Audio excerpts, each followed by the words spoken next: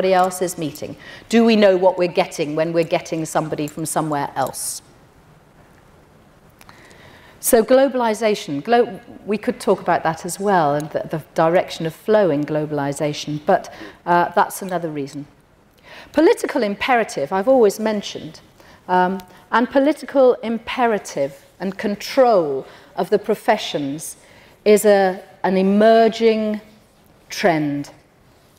I'll come back to what's happening in the United Kingdom, but most of the changes that we have seen, particularly in postgraduate medical education in the United Kingdom, have been driven purely by politics and not by the profession.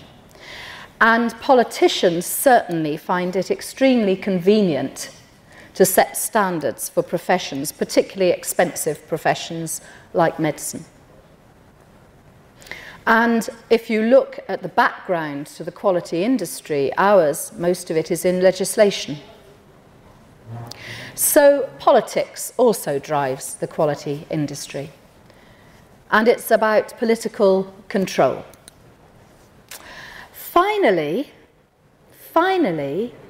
quality is a response to professional responsibility, that every profession finds it necessary to reflect upon its own standards of practice. Part of every professional's job is to train others, to develop new professionals. So professional responsibility is also a big driver for the quality industry. Now you can see here that quality and the industry around it can have really positive effects, can be done for really positive reasons, or not. It can have very negative effects and can be done for very negative reasons. So the important thing is that the actual quality of practice depends on which of these organizations, which of these areas actually controls the agenda. That's important. Now, why do I say all this? Well, because quality and me, or at least the quality industry and me, I don't know about quality and me, have quite a strong relationship.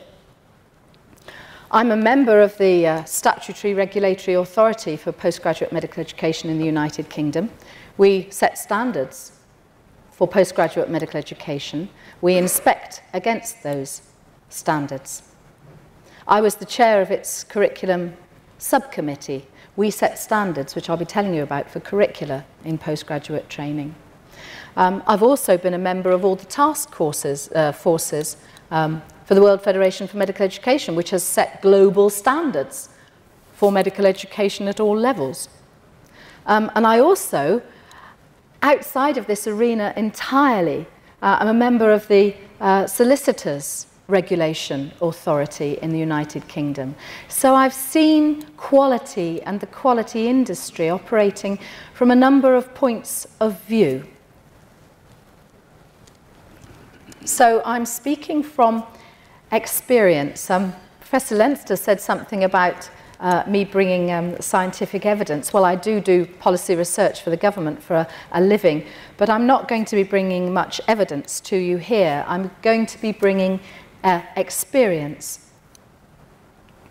And from all my work that I do on ensuring the quality of training and of education, I've reached a conclusion. And that is that quality has developed a life of its own. And I find myself tearing my hair, well, if I could get at it, tearing my hair out about it. There is a huge literature that is increasing on a daily basis about quality, about definitions of